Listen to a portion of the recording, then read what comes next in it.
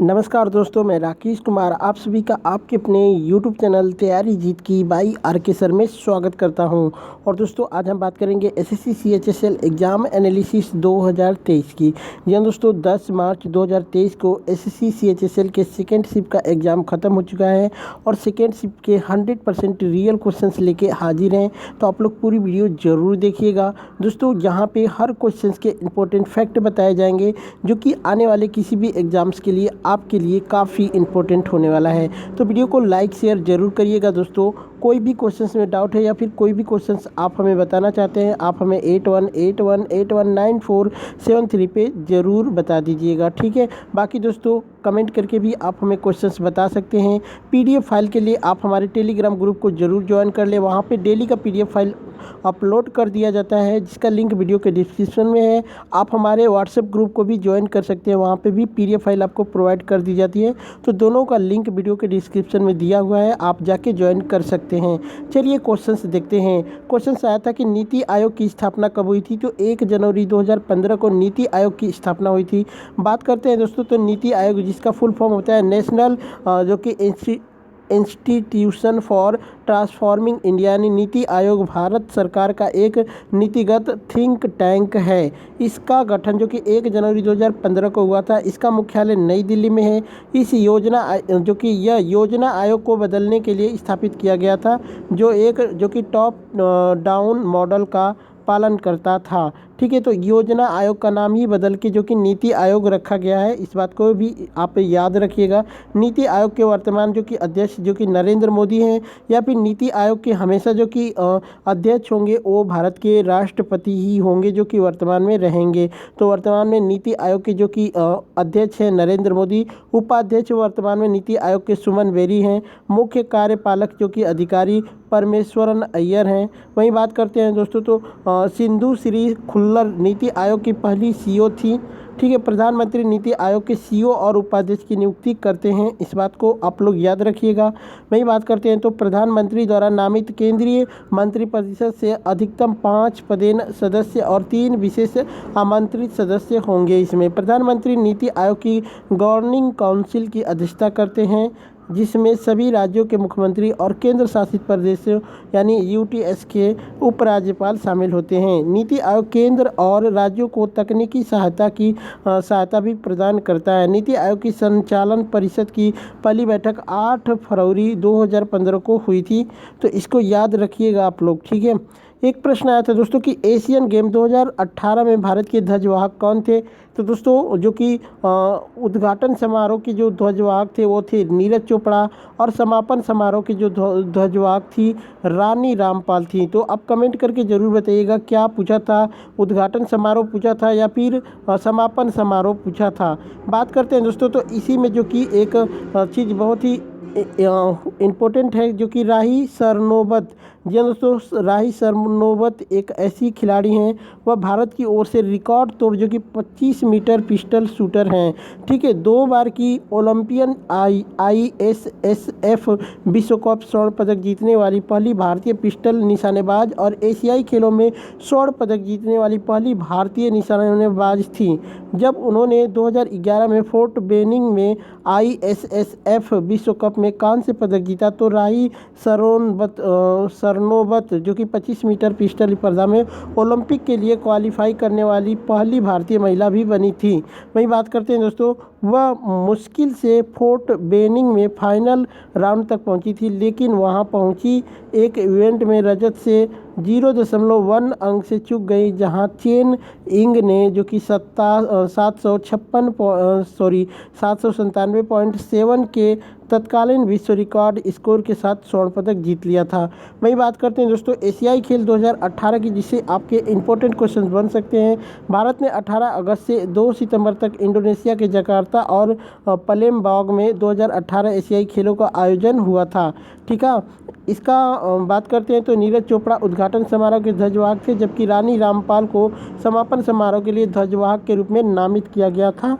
भारत 2018 एशियाई खेलों की पदक तालिका में कुल जो कि 69 पदकों के साथ 8वें स्थान पर था। चीन 132 स्वर्ण और कुल 289 पदक के साथ पदक तालिका में शीर्ष स्थान पर था। वहीं बात करते हैं दोस्तों, तो जापानी तैराक इकी रिकाको को एशियाई खेलों में हाल ही में समाप्त हुए 18वें संस्करण के सबसे मूल्यवान खिलाड़ी यानी MVP के रूप में नामित किया गया है। टूर्नामेंट में 6 स्वर्ण और 2 रजत पदक जीतने वाली 18 वर्षीय MVP खिलाड़ी जीतने वाली पहली महिला खिलाड़ी भी बनी थी, तो इसको याद रखिएगा दोस्तों। वहीं बात करते हैं, भारत ने पुरुषों की टीम रेगू स्पर्धा में कांस्य पदक हासिल किया, जो कि 1990 के एशियाई खेलों में खेल की शुरुआत के बाद से सेपक टकराव में देश का पहला पदक था। भारत में एशियाई खेलों में टेबल टेनिस में अपना पहला पदक हासिल किया, क्योंकि पुरुषों की टीम ने 2018 एशियाई खेलों में टेबल टेनिस के क्वार्टर फाइनल में जापान को हराकर कांस्य पदक जीता था। वहीं बात करते हैं आगामी एशियाई खेल कहाँ पे होने वाले हैं, जैसे कि 2022 का खेल जो कि हांगजो झेजियांग चीन में आयोजित किए जाएंगे। वही बात करते हैं 2026 के एशियाई खेल जो कि जापान के नागोया में होंगे। एक प्रश्न आया था दोस्तों कि कुल्लू को मनाली से कौन सा दर्रा जोड़ता है, तो रोहतांग दर्रा आपका राइट आंसर हो जाएगा। 2022 का फीफा अंडर 17 विश्व कप कहाँ पर हुआ था, इसका राइट आंसर हो जाएगा दोस्तों, भारत में हुआ था। बात करते हैं दोस्तों, तो इसके फाइनल मुकाबले में स्पेन ने कोलंबिया की टीम को हराकर मुकाबला जीता था। वहीं बात करते हैं दोस्तों, इसमें जो कि भारत के 3 स्थानों पे भुवनेश्वर ओडिशा में के कलिंग स्टेडियम, मडगांव गोवा के पंडित जवाहरलाल नेहरू स्टेडियम और नवी मुंबई महाराष्ट्र के DY पाटिल स्टेडियम में फीफा अंडर 17 महिला विश्व कप 2022 के 32वें फुटबॉल मैचों की मेज़बानी की। फाइनल इसका जो कि नवी मुंबई में खेला गया था। ठीक है, the great wall of China का निर्माण कब हुआ था, तो 720 से जो कि 221 ईसा पूर्व के दौरान हुआ था। बात करते हैं दोस्तों, तो मनुष्य द्वारा निर्मित दुनिया की सबसे विशाल संरचना the great wall of China का निर्माण किसी एक राजवंश और शासक ने नहीं करवाया, बल्कि इसके निर्माण में बहुत सारे साम्राज्य और सम्राटों का योगदान है। इतिहास में उल्लेखित तथ्यों के मुताबिक 720 से 221 ईसा पूर्व के दौरान चीन की महान दीवार का निर्माण काम झोउ राजवंश की देखरेख में हुआ था। ठीक है, तो इसको याद रखिएगा क्या पूछा था। वर्तमान में भारत के अटॉर्नी जनरल कौन है, तो R वेंकट रमणी जो कि वर्तमान में भारत के अटॉर्नी जनरल हैं, जो कि 16वें अटॉर्नी जनरल हैं। उन्हें राष्ट्रपति द्रौपदी मुर्मू द्वारा 1 अक्टूबर 2022 को नियुक्त किया गया था और वह उनका कार्यकाल जो कि आगामी 3 साल के लिए है। एक प्रश्न आया था दोस्तों कि भारत की पहली मुस्लिम महिला शासक या फिर दिल्ली सल्तनत की पहली महिला शासक का नाम पूछा था, तो आपका राइट आंसर हो जाएगा रजिया सुल्तान। बात करते हैं दोस्तों, तो रजिया सुल्तान भारतीय उपमहाद्वीप के उत्तरी भाग में दिल्ली सल्तनत की शासक थी। वह उपमहाद्वीप की पहली महिला मुस्लिम शासक और दिल्ली की एकमात्र महिला मुस्लिम शासक थी। वही बात करते हैं दोस्तों, तो रजिया सुल्तान भारतीय उपमहाद्वीप के उत्तरी भाग में दिल्ली की शासक थी। वह 5वीं मामलुक सुल्तान थी, जो दुनिया भर में इस्लामी सभ्यताओं के पूरे इतिहास में कुछ महिला संप्रभुओं में से एक थी। रजिया सुल्तान का जन्म वर्ष 1205 में हुआ था और उसने 1236 से 1240 तक राज्य पर शासन किया था। वही बात करते हैं दोस्तों, तो माहम अंगा मुगलक बादशाह अकबर की पालक माँ और मुख्य दूध पिलाने वाली दाई थी।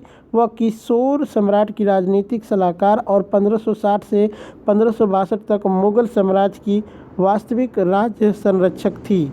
ठीक है, मृत्यु उनका 24 जून 1562 आगरा में हुआ था। दफनाने का स्थान जो कि आदम खान का मकबरा नई दिल्ली में स्थित है।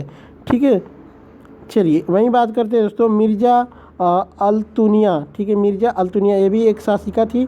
मलिक इख्तियार उद दीन अल्तुनिया मामलुक वंश के तहत दिल्ली सल्तनत के शासन के तहत भारत में भटिंडा का सूबेदार था। ठीक है, वह रजिया सुल्तान का पति भी था, तो इसका आप इसको जान लीजिएगा। नूरजहाँ की बात करें तो नूरजहाँ का जन्म मेहर उन निस्सा के रूप में हुआ था, जो एक प्रमुख वजीर मंत्री की बेटी थी जो कि अकबर के अधीन सेवा करता था। वह एकमात्र मुगल जो कि सामग्री थी जिसके नाम पर सिक्का चलाया गया था। एक प्रश्न आया था दोस्तों कि 1857 की क्रांति में मेरठ से किसने प्रतिनिधित्व किया था, तो राव कदम सिंह गुर्जर ने किया था। 1857 का सिपाही विद्रोह मेरठ में शुरू हुआ था। इसी से रिलेटेड कुछ फैक्ट बता देते हैं, जैसे कि यह 1857-58 ब्रिटिश ईस्ट इंडिया कंपनी के शासन के खिलाफ भारत में एक प्रमुख लेकिन असफल विद्रोह था, जो ब्रिटिश क्राउन की ओर से संप्रभु शक्ति के रूप में कार्य करती थी। 10 मई 1857 को विद्रोह की शुरुआत दिल्ली के 64 किलोमीटर उत्तर पूर्व जो कि अब पुरानी दिल्ली के मेरठ शहर में कंपनी की सेना के एक विद्रोह के रूप में हुई थी। वहीं बात करते हैं दोस्तों, तो इसके बाद यह मुख्य रूप से ऊपरी गंगा के मैदानों और मध्य भारत में अन्य विद्रोहियों और नागरिक विद्रोह में बदल गया। हालांकि सुदूर उत्तर और पूर्व में विद्रोह की घटनाएं भी हुई थी। बात करते हैं दोस्तों, विद्रोह ने उस क्षेत्र में ब्रिटिश सत्ता के लिए एक बड़ा खतरा पैदा कर दिया था और 20 जून 1858 को ग्वालियर में विद्रोहियों की हार से ही निहित था। ठीक है, वही बात करते हैं। एक प्रश्न आया था कि पीवी सिंधु ने राष्ट्रमंडल खेल 2022 में कौन सा पदक जीता, गोल्ड मेडल जीता था। पीवी सिंधु ने राष्ट्रमंडल खेल 2022 में महिला एकल बैडमिंटन में गोल्ड मेडल जीता। इसी के साथ वह जो कि CWG में तीनों रंग के पदक जीतने वाली पहली भारतीय महिला शटलर बन गई हैं। ठीक है, एक प्रश्न आया था दोस्तों कि 2022 में भारत की GDP कौन से स्थान पर थी, तो 5वें नंबर की सबसे बड़ी अर्थव्यवस्था हो गई है भारत। ठीक है, एक प्रश्न आया था कि झारखंड में कौन सी घाटी स्थित है, तो दोस्तों ये तो ऑप्शंस के अकॉर्डिंग बताया जा सकता है। बाकी मैं वहाँ की सबसे फेमस घाटी का नाम बता देता हूँ, जो कि पतरातू घाटी, रांची। यदि आप लुभावनी और लंबी घुमावदार सड़कों से गुजरना चाहते हैं तो आपको पतरातू घाटी अवश्य जाना चाहिए। दोस्तों वहाँ की सबसे फेमस घाटी है पतरातू घाटी। तो हो सकता है ये ऑप्शंस में दिया हो, अदरवाइज़ कमेंट करके बताइएगा।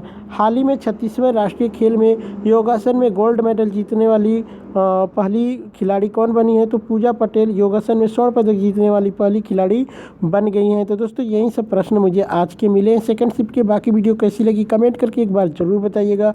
अच्छी लगी हो लाइक शेयर करिएगा। चलिए चलते मिलते हैं नेक्स्ट वीडियो में, तब तक के लिए जय हिंद जय भारत।